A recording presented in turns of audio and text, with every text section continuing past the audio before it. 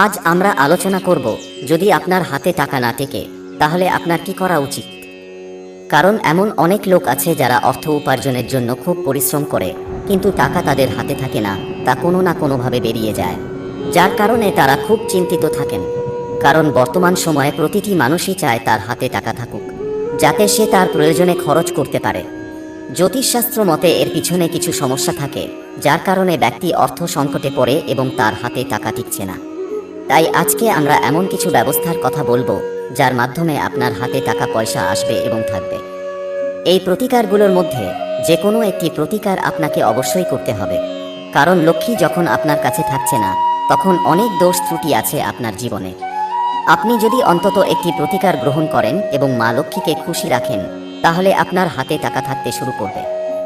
এছাড়াও আপনার যদি আয়ের চেয়ে ব্যয় বেশি হয়, তাহলে ভিডিওর শেষে জানাবো আপনার রাশি অনুযায়ী কি করা উচিত, যাতে আপনি আর্থিক দিক থেকে শক্তিশালী হতে পারেন।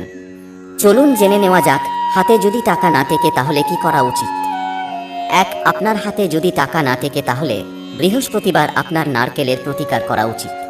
প্রথমে আপনি একটি জটা নারকেল নিন এবং তারপরে সাদা ফুল, সাদা মিষ্টি, সাদা কাপড়, দই ইত্যাদি নিয়ে দেবী লক্ষ্মীকে নিবেদন করুন। এরপর এই নারকেলটিকে একটি লাল কাপড়ে মুড়ে এমন জায়গায় রাখতে হবে যাতে বাইরের কেউ এটি দেখতে না পারে। এটি আপনার উপর দেবী লক্ষ্মীর আশীর্বাদ নিয়ে আসে, যার ফলে আপনার হাতে আসা টাকার অযাচিত খরচ বন্ধ হয়ে যায়। 2. আপনি যদি চান সব সময় আপনার হাতে টাকা থাকে, তবে এর জন্য আপনাকে একটি কাঁচের পাত্রে লবণ ভরে বাথরুমে রাখতে হবে। এর সাথে আপনাকে একটি লবণ ভর্তি পাত্র বাড়ির দক্ষিণ দিকেও রাখতে হবে। যদি আপনি এটি করেন তবে সমস্ত নেতিবাচক শক্তি আপনার বাড়ি থেকে চলে যাবে এবং আপনার হাতে টাকা আসবে এবং থাকবেও। 3. আর্থিক সমস্যা যদি আপনার পিছু না ছাড়ে, তাহলে প্রতিদিন 5টি কালো মরিচের দানা নিজের মাথায় ঠেকিয়ে 4টি কালো মরিচ উত্তর, দক্ষিণ, পূর্ব, পশ্চিম এই 4 দিকে ছুঁড়ে দিন, আর পঞ্চম দানাটি আকাশের দিকে ছুঁড়ে দিন। মনে করা হয় এর ফলে আপনার জীবনের সবথেকে বড় আর্থিক সমস্যাও দূর হয়ে যাবে। এই টোটকার ফলে আপনার সম্পদের পরিমাণও বাড়বে। 4. প্রতিটি মানুষই জীবনে ধনী হওয়ার ইচ্ছে পোষণ করেন। আপনিও যদি ধনী হওয়ার স্বপ্ন দেখেন, তাহলে নিয়মিত কনক ধারা স্তোত্র পাঠ করুন। এই স্তোত্র পাঠ করলে আর্থিক উন্নতি লাভ করা যায়। যদি প্রতিদিন এই স্তোত্র পাঠ করতে না পারেন, তাহলে অন্তত প্রতি শুক্রবার কনক ধারা স্তোত্র পাঠ করুন। মনের পূর্ণ ভক্তি সহকারে এই স্তোত্র পাঠ করলে সব আর্থিক সমস্যা থেকে মুক্তি পাবেন। 5. বজরংবলী হলেন সর্বসংকট মোচন। তাকে অশ্বত্থ পাতা নিবেদন করে পুজো করলে তার আশীর্বাদ লাভ করা যায়। তবে মনে রাখবেন যে অশ্বত্থ পাতা হনুমানজিকে নিবেদন করবেন, তাতে রাম নাম অবশ্যই লিখে দেবেন। এছাড়াও অশ্বত্থ পাতার উপরে অবশ্যই কোনো মিষ্টি দ্রব্য রাখুন। এই কাজ নিয়মিত করলে আপনি আচমকা প্রচুর অর্থ লাভ করবেন। বন্ধুরা, বাস্তুশাস্ত্র অনুসারে মানুষের ভুল অভ্যাসের কারণেও টাকা জলের মতো বেরিয়ে যায়, হাতে থাকে না। তাই আপনার বাড়িতে এই ভুল কাজগুলো হচ্ছে কিনা সেদিকে নজর দিন। 1. যদি আপনার হাতে টাকা থাকে না এবং আপনি এই কারণে খুব চিন্তিত হন, তাহলে আপনার আলমারি বা লকার সঠিক দিকে রাখা উচিত। কারণ যখন আপনার আলমারি ভুল দিকে রাখা হয়, তখন অর্থের ক্ষতি হয় এবং মা লক্ষ্মী খুশি থাকেন না, যার কারণে আপনার হাতে যা টাকা আসে তা খুব দ্রুত খরচ হয়ে যায়। তাই সর্বদা আপনার আলমারি বা লকার দক্ষিণ দেওয়ালে রাখা উচিত এবং এর দরজা সর্বদা উত্তর দিকে খোলা উচিত। আপনি যদি এইভাবে আপনার আলমারি রাখেন, তবে দেবী লক্ষ্মী ও ভগবান কুবের খুশি হবেন এবং আপনার হাতে অর্থ আসতে থাকবে। 2. যদি আপনার হাতে টাকা আসা বন্ধ হয়ে যায়, তবে এর জন্য আপনার ঘর ভালোভাবে পরিষ্কার করা উচিত। কারণ যখন ঘর নোংরা থাকে তখন দেবী লক্ষ্মী ঘরে প্রবেশ করতে পারেন না, আর আপনার হাতে টাকাও থেমে থাকে না। বিশেষ করে আপনার ঘরের উত্তর পূর্ব কোণ সবসময় পরিষ্কার রাখুন, না হলে আপনার হাতে টাকা আসা বন্ধ হয়ে যাবে।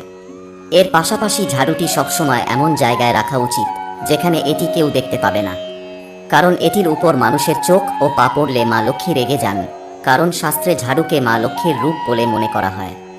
সেই কারণেই আপনার ঝাড়ু সবসময় সম্পদের মতো লুকিয়ে রাখা উচিত। যদি আপনি এটি করেন, তাহলে আপনার হাতে টাকা থাকতে শুরু হবে। 3. আপনি যদি চান সবসময় আপনার হাতে টাকা থাকুক, তবে এর জন্য আপনার বাথরুম এবং টয়লেটের দরজা সবসময় বন্ধ রাখা উচিত। কারণ এগুলো খোলা থাকলে সারা ঘরে নেতিবাচক শক্তি ছড়িয়ে পড়ে, যার কারণে বাড়িতে লক্ষ্মীর অভাব হয়। তাই এগুলো বন্ধ রাখলে আপনার ঘরের পরিবেশ ভালো থাকে এবং টাকা সহজেই আপনার হাতে থাকে।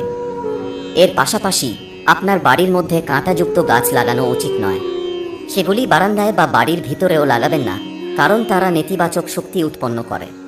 এতে অর্থের অভাব দেখা দেয়। 4. হিন্দু ধর্ম অনুসারে দেবী লক্ষ্মী হলেন সম্পদ ও সমৃদ্ধির দেবী। তাই মা লক্ষ্মী খুশি হলে আপনার জীবনে টাকার অভাব হবে না। মা লক্ষ্মীকে তুষ্ট করতে প্রতিদিন তাকে লাল ফুল দিয়ে পুজো করুন। সকালে স্নান সেরে মা লক্ষ্মীর পায়ে লাল ফুল নিবেদন করুন। এর পাশাপাশি দুধ দিয়ে তৈরি মিষ্টি প্রসাদ হিসেবে দিন। মনে করা হয় এর ফলে আপনার সব আর্থিক কষ্ট মিটে যাবে। এবার জেনে নিন আয়ের চেয়ে বেশি ব্যয় হলে রাশি অনুসারে আপনার কি উপায় করা উচিত। 1. মেষ, সিংহ ও ধনু রাশির ব্যক্তিদের আয়ের চেয়ে বেশি ব্যয় হলে এই উপায়টি করে দেখতে পারেন। এক্ষেত্রে নিজের আয়ের কিছু অংশ দান করুন।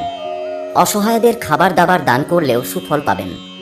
শাস্ত্র মতে এই উপায়ে সঞ্চয় বৃদ্ধি সম্ভব। পাশাপাশি কর্মক্ষেত্রের অবসাদ থেকে মুক্ত হবেন এবং দুর্ঘটনার ভয় থেকেও বাঁচতে পারবেন। 2. বৃষ, কন্যা ও মকর এই 3 রাশির মানুষরাও উপার্জিত অর্থের একটা পরিমাণ দান করুন। প্রতি শনিবার শনিকে সর্ষের তেল অর্পণ করলেও সমস্যা মুক্ত হতে পারেন। এই উপায় করলে আপনার ব্যয় কমতে পারে। 3. মিথুন, তুলা ও কুম্ভ রাশির মানুষরা দরিদ্র ও অসহায় ব্যক্তিদের সুস্বাস্থ্য বজায় রাখতে নিজের উপার্জিত অর্থের কিছু অংশ ব্যয় করুন। সম্ভব হলে হাসপাতালে অর্থ দান করুন। এই উপায়ে অর্থ সঞ্চয় বাড়বে, ব্যয় কমবে, এমনকি পদোন্নতির প্রবল যোগ তৈরি হবে। অবশেষে আপনাদের চাকরির পথেও কোনো বাধা আসবে না। 4. কর্কট, বৃশ্চিক ও মীন রাশির জাতক জাতিকাদের জন্য বেতন পাওয়ার পর পোশাক ও জুতোর জন্য কোনো দরিদ্র অসহায় ব্যক্তিকে অর্থ দান করুন। কোনো বৃদ্ধ ব্যক্তিকে দান করলে সুফল পাবেন। আবার তৃষ্ণার্তদের জল পানের ব্যবস্থা করে দিতে পারেন। এই উপায়ে দীর্ঘায়ু লাভ করবেন এই 3 রাশির জাতকরা। পাশাপাশি আর্থিক সম্পন্নতা অর্জন করতে পারবেন।